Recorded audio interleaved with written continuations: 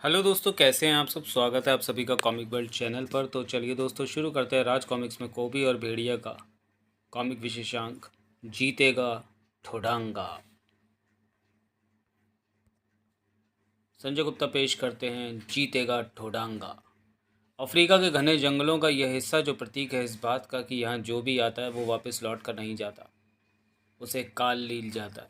और वह काल यहाँ सिर्फ भयानक खूंखार जंगली जानवरों के रूप में नहीं बल्कि उन जंगली इंसानों के रूप में भी है जो अपराध और आतंकवाद की काली दलदल में धंसे हुए हैं। लेकिन अफ्रीका के जंगल का यही हिस्सा इस बात का भी प्रतीक है कि यहाँ नागराज आया था, यहाँ मौजूद हर काली मौत को मौत देने। जानने के लिए पढ़ें नागराज सीरीज़ की काली मौत, जो कि आपको नागराज की प्लेलिस्ट में मिल जाएगी। विश्व आतंकवाद के हर नामो निशान को मिटाने अपना काम करके नागराज आगे बढ़ गया था, लेकिन नागराज के आने के निशान अभी भी बाकी थे और शायद किसी को इन्हीं निशानों से मतलब था।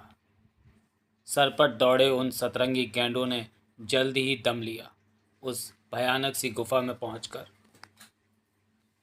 जिसमें मौजूद था शैतानी काली तांत्रिक शक्तियों का स्वामी गुरुदेव। सतरंगी गैंडे अपने स्वामी महान ठोडांगा के शरीर के टुकड़ों को जंगल से खोज कर ले आए।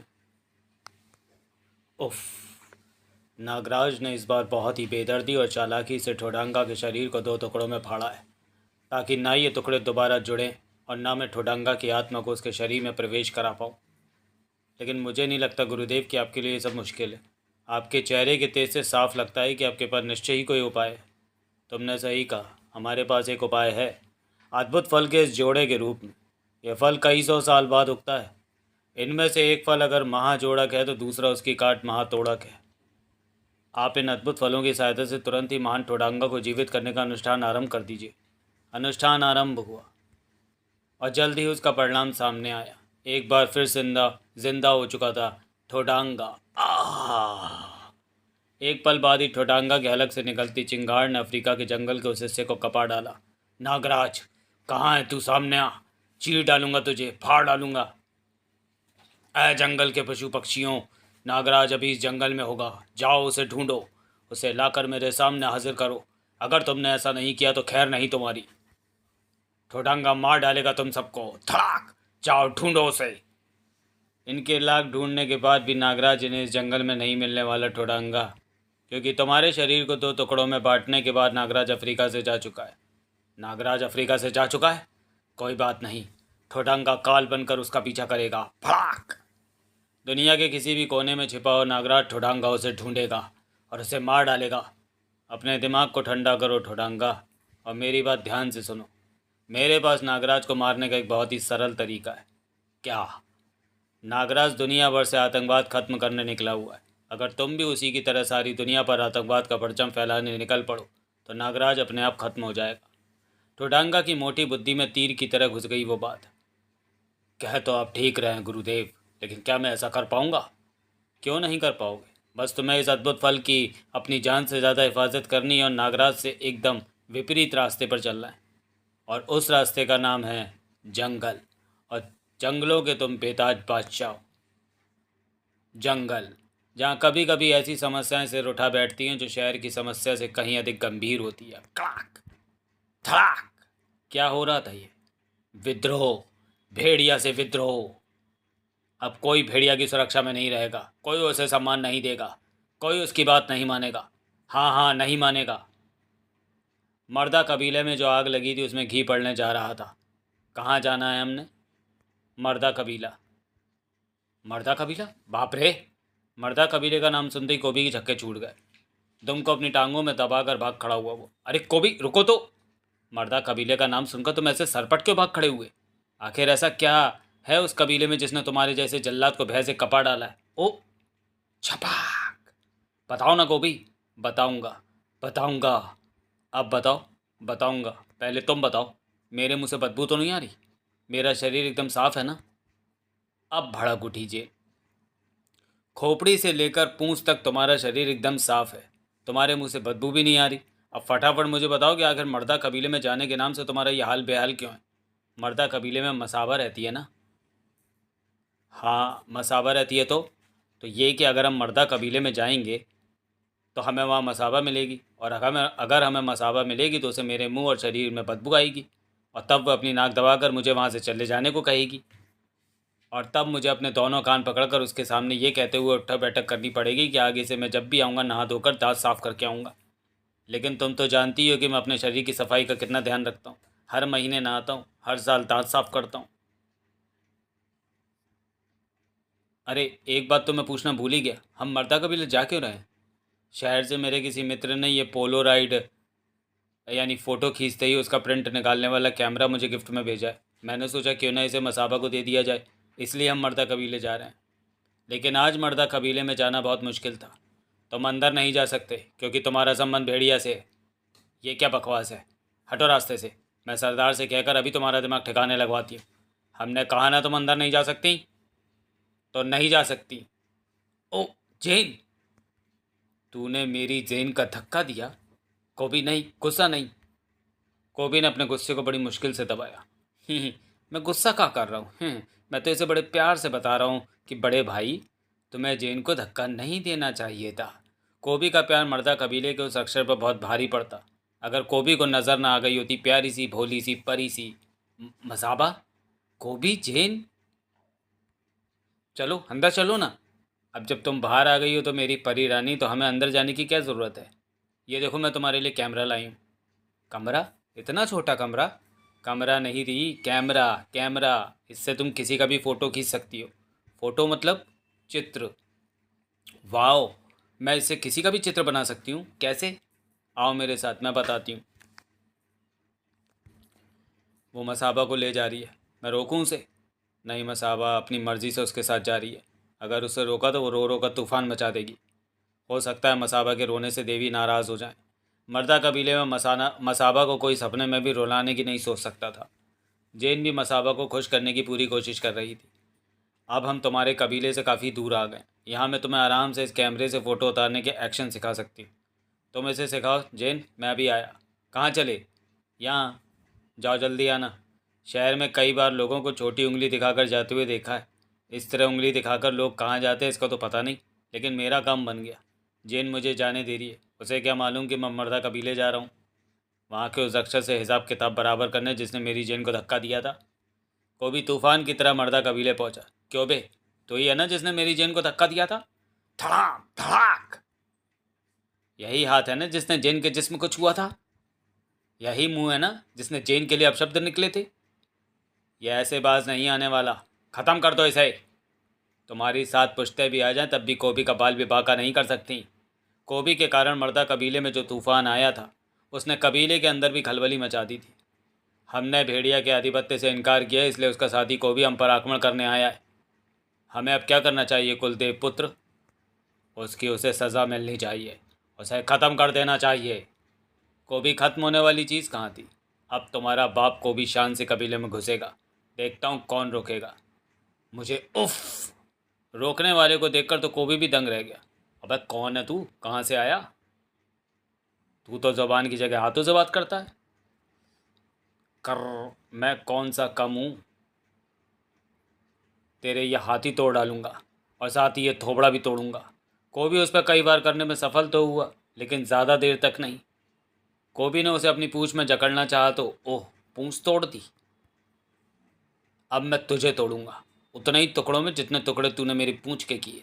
कोबी ने यह सपने में भी नहीं सोचा था कि पासा इस तरह पलटेगा। अचानक उस शैतान का मुंह सुरसा के मुंह की तरह चौड़ा हुआ और उसने कोबी को जकड़ लिया। और अब कोबी सिर्फ एक काम और कर सकता था, अपनी मौत का इंतज़ार। और वह इंतज़ार भी ख़त्म हो जाता अगर वहाँ ना आ पहुँचता भेड़िया। कोबी कोई बेर नहीं है जो तू उसे निगल जाना चाहता है। उगल इसे। निगलना है तो इसे निगल। इधर कोबी चिल्लाया, भेड़िया देवता मदद। कोबी को निगलने का मज़ा तू अब चखेगा, और साथ ही चखेगा इस जंगल में आने का मज़ा भी। दोनों अपनी पूरी ताकत से उसे ख़त्म करने में जुटे हुए थे।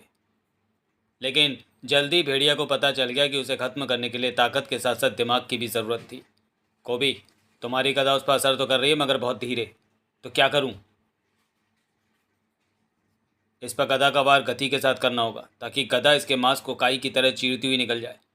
कैसे करूं? मेरी तो समझ में कुछ नहीं आ रहा। मेरी समझ में आ रहा है। तुम एक काम करो, अपनी इस गदा को अपने हाथों की जगह अपनी पूंछ से पकड़ो। पकड़ लिया। अब अपनी पूँछ को खूब लंबा करो। अब तुम्हें कुछ नहीं करना, अब जो करूँगा मैं करूँगा। भेड़िया ने कोबी की उस लंबी पूँछ को संभाला जिसमें कोबी की गदा थमी हुई थी, और अगले ही क्षण भेड़िया ने कोबी पूँछ में थमी उस गदा को चक्कर घिन्नी की तरह घुमा दिया। और कुछ पलों के बीतते बीतते न कोबी की पूँछ नजर आ रही थी और न गदा। बिजली की तेजी से घूम रहे थे दोनों, और इतनी गति से घूमने वाले रेत के कण भी खतरनाक होते हैं। ये तो कोबी की गदा थी। खचाक!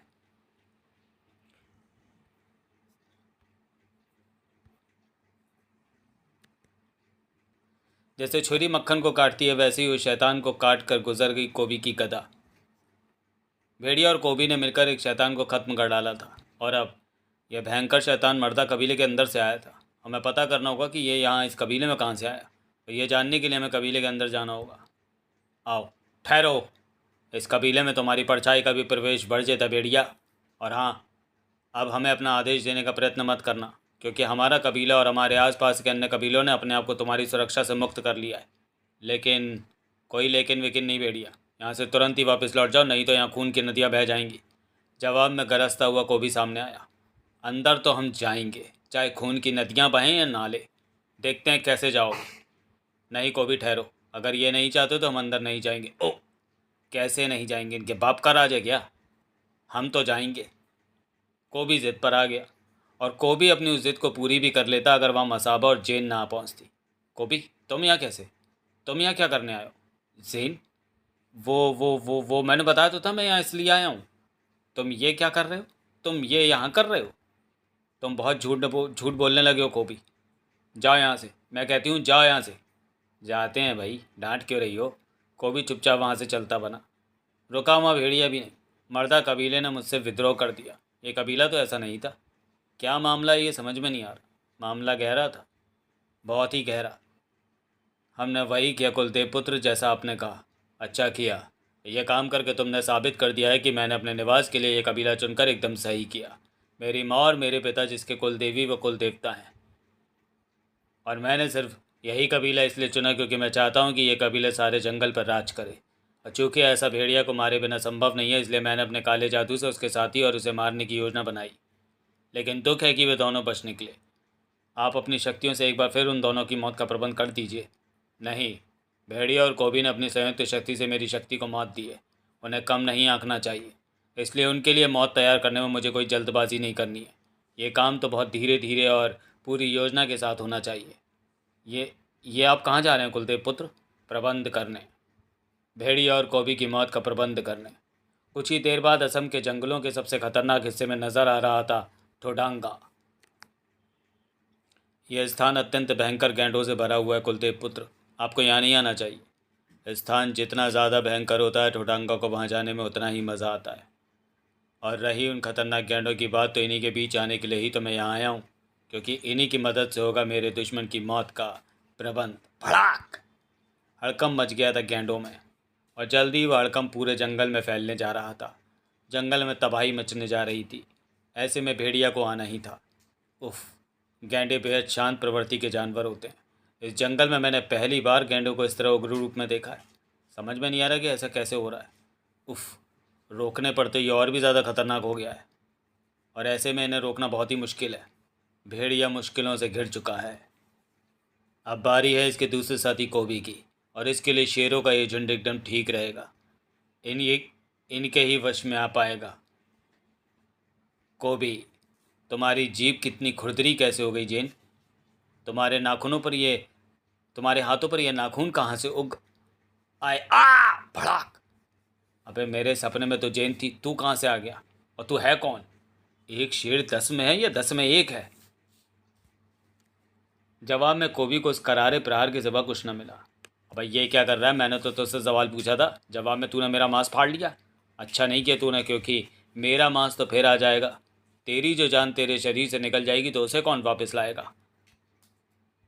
और कोबी तेरी जान को तेरे शरीर से निकालेगा ज़रूर। कोबी ज़्यादा देर वार करता ना रहा। पकड़ा गया। मुझे पकड़ेगा? पकड़ा, अभी छोड़ेगा, क्योंकि मैं पुकारने जा रहा हूँ, भेड़िया देवता मदद! मदद आ गई। अब तेरी शामत आ जाएगी। नहीं आई, अब आएगी। भड़ा! आए, अब भी नहीं आई। लगता है मेरी आ गई। उधर भेड़िया इधर कोबी। मेरी शैतानी शक्तियों के कारण मौत दोनों के सिरों पर मंडरा रही है और वो मौत उन दोनों को जल्दी ही अपने आगोश में ले लेगी और ऐसा होते ही मुझे रोकने वाला कोई नहीं होगा। मैं आराम से असम के इन जंगलों को बनाऊंगा अपनी राजधानी। यहीं से विश्व भर के उन जंगलों पर मेरा राज चलेगा जिन्हें मैं अपने कब्जे में करता हुआ यहाँ पहुँचाऊँ। और विश्व भर के बड़े बड़े जंगलों को छोड़कर मैंने हिंदुस्तान के इस जंगल को अपनी राजधानी बनाने का फैसला इसलिए किया है क्योंकि इस देश में नागराज रहता है और विश्व भर से आतंकवाद को ख़त्म करके जब नागराज लौटेगा तो मैंने उसे चीर कर इसी जंगल में दफन करने का फैसला किया है। हा हा हा हा। ठोटांगा के मंसूबे पूरे होने जा रहे थे। भेड़िया की हालत इसकी गवाह थी। उफ, ये गैंडे तो पागल हो चुके हैं, किसी भी तरह ठहर ही नहीं रहे। इन्हें मारकर ही इन्हें रोका जा सकता है और ये काम मैं करूँगा नहीं क्योंकि मैं किसी भी जानवर का खून बहाने के हक़ में नहीं। लेकिन ये तो मेरा खून बहाने के पूरे हक़ में है। तो फिर मैं क्या करूँ? कैसे इनसे अपने आप को बचाऊँ? कैसे इन्हें रोकूँ? मैं बताता हूँ। किसी ने इनकी खोपड़ियों पर वार करके इनके दिमागों को हिला दिया है। अब इनका दिमाग ठिकाने लगाने का एक ही तरीका है। तुम्हें इनकी खोपड़ी के दाईं तरफ कान के एकदम पास वाली नस पर वार करना होगा। ठीक है। भेड़िया ने वैसे ही किया और जल्दी इस मुसीबत से छुटकारा पा लिया। धन्यवाद फूजो बाबा, आपने सही समय पर आकर इस मुसीबत से छुटकारा पाने का तरीका बता दिया। लेकिन कोबी को उपाय बताने वाला कोई नहीं था। अबे बच्चे की जान लेगा क्या? ये तो सचमुच जान लेने पर उतारू है। लेकिन कोबी प्यारे, एक बात तो सोच, अगर इसने तेरी जान ले ली तो फिर जेन का क्या होगा? वो तो भेड़िया के साथ रहने लगेगी। जेन भेड़िया के साथ रहेगी, यह ख्याल भी कोबी के जिस्म में खलबली मचा देने वाला था। जेन किसी के पास नहीं जाएगी, वो मेरी है और मेरी ही रहेगी। लेकिन ऐसा तो तभी होगा ना जब मेरी जान बचेगी। जान तो बचनी चाहिए, इसलिए बचनी चाहिए क्योंकि जेन भेड़िया की ना हो। लेकिन कैसे? जेन के लिए कोबी हर हाल में अपने को बचाने की सोच रहा था और आखिरकार जानवर बुद्धि काम कर गई। किसी अजीब सी चमकती किरणों से कई शेर एक साथ जुड़े हुए हैं, इसलिए इनकी ताकत बढ़ी हुई है। इनकी ताकत बहुत कम हो जाएगी अगर मैं इन सबको अलग अलग कर दूं तो। कर क्या दूं? करना ही पड़ेगा। अगर मुझे अपनी जान बचानी है तो, अगर मुझे जेन को भेड़िया के पास जाने से रोकना है तो। अपनी बेमिसाल ताकत और अपनी चमत्कारी पूंछ पर कतरा कतरा कोबी ने बचाव में लगा दिया था। लड़ाई कोबी की ताकत और शेरों को इकट्ठा करने वाली तंत्र शक्ति के बीच थी। आखिर तंत्र शक्ति हार गई, कोबी जीत गया। आखिर मैं तुम्हें अलग अलग करने में कामयाब हो गया। अब आओ, अब देखूं कि तुम कितने शेर हो। इतनी देर से साथ साथ थे, अब अलग अलग कहाँ भाग रहे हो? ठहरो, अब तुम साथ साथ ही भागो। अब भागो। काऊ काऊ। समस्या को सुलझाकर शेरों के लिए समस्या बन गया था कोबी, जबकि भेड़िया, इतने सारे गैंडों पर एक साथ ऐसी चोटें नहीं लग सकती कि वह पागल हो जाए। इसके पीछे ज़रूर कोई रहस्य छिपा हुआ है फूजो बाबा। मुझे भी ऐसे ही लगता है, तभी मैंने कुछ जंगली कुत्तों को इस रहस्य को सूंघने के लिए भेज दिया है। लो, वो वापस भी लौटा है। ज़रूर कोई खबर लाए होंगे। कूं कूं कूं कूं। ओह, ये क्या बता रहे हैं? गैंडों का जिन जहाँ रहता था वहाँ इन कुत्तों ने किसी इंसान की गंध को पाया है और जब इन्होंने इस गंध का पीछा किया तो ये मर्दा कबीले तक पहुँचे। ओह, यानी मर्दा कबीले के किसी इंसान ने किसी अत्यंत घातक हथियार से गैंडों पर प्रहार करके उन्हें पागल किया। हाँ, लेकिन उस इंसान ने यह काम किसी हथियार से नहीं बल्कि अपने हाथों से प्रहार करके किया। ये बात ये छोटी सी चिड़िया बता रही है जो उस समय घटनास्थल पर ही मौजूद थी। किसी आदमी ने खाली हाथों से प्रहार करके एक नहीं 20 गैंडों को पागल कर डाला। इतना शक्तिशाली, इतनी मारक क्षमता वाला कौन सा आदमी मर्दा कबीले में आ गया? हमें चलकर पता करना होगा। नहीं पता कर सकते क्योंकि मर्दा कबीले वालों ने विद्रोह कर दिया है और उन्होंने जंगल के अन्य बहुत से कबीलों को भी अपने साथ मिला लिया है। वे जंगल पर अपना राज कायम करना चाहते हैं, इसलिए उन्होंने कबीले के इर्द गिर्द सुरक्षा व्यवस्था की ऐसी दीवार बना दी है जिसे भेद कर हवा भी मर्दा कबीले में नहीं जा सकती। ओह, मर्दा कबीले में हवा पर प्रतिबंध लगाया जा सकता है लेकिन मसाबा पर नहीं। चोचा, मोमा, अम्मा, जूली, हिरणी, चिड़ी चिड़िया सबका फ़ोटो खींच लिया। अब बस बड़े आबा का फ़ोटो और खींचना बाकी रह गया। आबा का फ़ोटो खींचकर फिर मैं इन सब फ़ोटोओं को जेन को दिखाने जाऊंगी। लेकिन बड़े आबा हैं कहाँ? वो तो मुझे कहीं नहीं मिल रहे। ज़रूर अपनी नई झोपड़ी में होंगे और वो है उनकी नई झोपड़ी जहाँ किसी का भी जाना मना है। लेकिन मुझे वहाँ जाने से कौन रोक सकता है? इस झोपड़ी में मौजूद है मेरे बड़े आबा। मसाबा, तू यहाँ क्यों आई? आपका फ़ोटो खींचने। खिंच गया, मैं चली। कौन थी ये लड़की? यहाँ कैसे आई? मसाबा हमारे कबीले की एकमात्र स्त्री।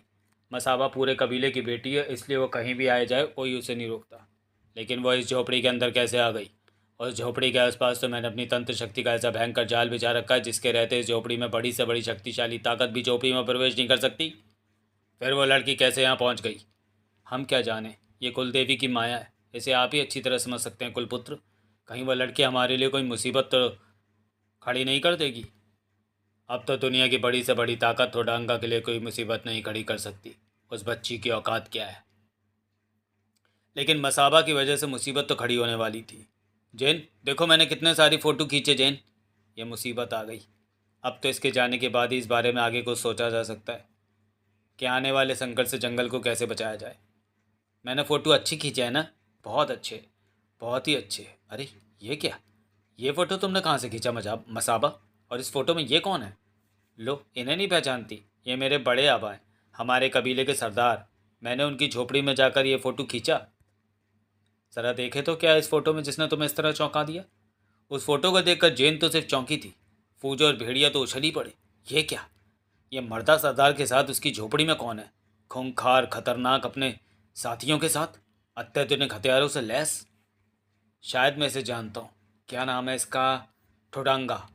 ठोडांगा अफ्रीका के जंगलों का बेताज बादशाह, जिसे कुछ दिनों पहले ही नागराज ने अपनी अफ्रीका यात्रा के दौरान 2 हिस्सों में फाड़कर ख़त्म कर दिया था। ये जिंदा कैसे हुआ? महत्वपूर्ण सवाल ये नहीं फूजो बाबा, बल्कि ये है कि ठोडांगा यहाँ असम के जंगलों में क्या कर रहा है। हमारे जंगलों पर अपना अधिकार जमाने की कोशिश, और उसके लिए उसने मर्दा कबीले को अपना निशाना और ठिकाना बनाया। ओह, तो मर्दा कबीले का रहस्य ये ठोडांगा ही है, और उसके ही हुक्म से मर्दा कबीले वाले हमारे दुश्मन हो गए। इसका मतलब ठोडांगा जंगल का देवता बनना चाहता है। ये कोबी के मतलब की बात थी, जंगल का देवता बनना चाहता है, वो भी कोबी के होते हुए। अभी उसे मर्दा कबीले से खींचकर बाहर लाता हूँ। कोबी रुको। रहने दो जैन, आज कोबी को मत रुको, क्योंकि आज कोबी के ढंग से चलकर ही इस जंगल को जालिम ठोडांगा की राजधानी बनने से बचाया जा सकता है। भेड़िया भी कोबी के रास्ते पर चल पड़ा था। अब तो मर्दा कबीले में खलबली मचनी ही थी। तूफान आना ही था, सुरक्षा की हर दीवार गिरनी ही थी। ठोडांगा को जब ये सब पता चला तो जाओ, बारूद से छलनी कर दो उन्हें। ये आप क्या कह रहे हैं कुलपुत्र? आपने तो कहा था कि आप आग और धमाके वाला हथियारों का प्रयोग नहीं करेंगे, लेकिन आप तो ठोडांगा जो कर रहा है, अगर तुम्हें वो पसंद नहीं तो अपनी आंखें बंद कर लो हमेशा के लिए। ठोडांगा और उसके साथ ही सामने आने वाली हर अड़चन को हटा देना चाहते थे। तब तब तब तब बूम। लेकिन क्या मालूम था उन्हें कि कुछ अड़चन हटती नहीं बल्कि हटा देती हैं, और कोबी और भेड़िया उन्हीं अड़चनों का दूसरा नाम था। लेकिन कहावत है, जब ठोडांगा आता है तो बड़ी से बड़ी अड़चनें खुद ब खुद उसके रास्ते से हट जाती हैं। फड़ाक धड़ाक। ठोडांगा के आगमन पर यह कहावत चरितार्थ भी हो रही थी। ये जंगल ठोडांगा की राजधानी बनेगा ही बनेगा। सैकड़ों को भी, हजारों भेड़िया भी ऐसा होने से रोक नहीं सकते, नहीं रोक सकते। उफ, हजारों की बात मत कर ठोडांगा, एक भेड़िया ही तेरे लिए काफ़ी है। और मेरी ये कथा तुझे बताएगी कि कोबी अकेला ही तेरी पीपनी बजा सकता है। ओह। कोबी की कथा का वार हुआ तो ठोडांगा कछुए की तरह झट से अपनी गर्दन को अपनी खाल में खींच कर ले गया। अब ठोडांगा पर भेड़िया और कोबी के वार का क्या असर होना था? इस तरह 7 जन्म भी वार करते रहोगे तब भी तुम ठोडांगा का कुछ नहीं बिगाड़ पाओगे, जबकि ठोडांगा का एक ही वार तुम्हें पानी पिला देगा। अपने सींग में बीत कर कोबी को ऊपर उठाकर हाथी की तरह चिंगाड़ा ठोडांगा। उफ, एक बार को तो मैंने अपने सींगों से बीत कर मार डाला, अब तेरी बारी। मेरे बारे में बात कर रहा है क्या? मैं तो जिंदा हूँ, लेकिन अब तुझे कौन बचाएगा? अब तो तू अपनी गर्दन भी अंदर नहीं कर सकता। इसकी गर्दन से अपनी पूंछ लपेट कर तुमने अच्छा किया कोबी। अब ये अपनी गर्दन को हमारे वारों से नहीं बचा सकता। मार, मार डाल इसे। तभी मैं जेनो मसाबे के साथ फूजो भी आ पहुँचा। ये ऐसे नहीं मरेगा। इसे मारने के लिए इसके शरीर को 2 भागों में फाड़ना बहुत ज़रूरी है। हम दोनों के लिए काम मुश्किल नहीं, हम अभी इसे फाड़ डालेंगे। कोबी और भेड़िया ने जितनी ताकत लगाई थी उतने में तो फौलाद का पहाड़ भी दोस्तों में चिढ़ जाता, लेकिन ठोडांगा का शरीर टस से मस नहीं हुआ। और जोर लगा कोबी, हमें इसे चीरना है। नहीं चीर पाओगे, कितनी भी ताकत लगा लो, लेकिन अब ठोडांगा के शरीर को नहीं चीर पाओगे, क्योंकि इस बार ठोडांगा के शरीर को ऐसे फल के रस से जोड़ा गया है, दुनिया भर के हाथी गेंडे भी जिसके जोड़ को नहीं तोड़ पाएंगे। इस जोड़ को तो उसी फल के साथ उगने वाला फल ही तोड़ सकता है, और वो फल कहीं किसी को नहीं मिलेगा, क्योंकि मैंने उसे अपनी शैतानी शक्तियों के ऐसे सुरक्षा घेरे में रखा हुआ है जहाँ तक कोई नहीं पहुँच सकता। इसलिए ठोडांगा को चीर कर उसे खत्म करने का ख्याल छोड़ दो, और ठोडांगा की शैतानी काली शक्तियों के हाथों मरने के लिए तैयार हो जाओ।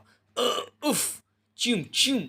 टोडांगा की शैतानी शक्तियों के इस प्रचंड वार ने भेड़िया और कोबी दोनों को तड़पा डाला और वह प्रचंडता और भी ज़्यादा बढ़ती जा रही थी। उफ, ठोडांगा की शैतानी शक्तियों के वार ना तो मुझे संभलने दे रहे हैं, ना कोबी को। इस तरह से ठोडांगा हम पर हावी हो जाएगा। इसे तुरंत ही ख़त्म करना बहुत ज़रूरी है, मगर कैसे?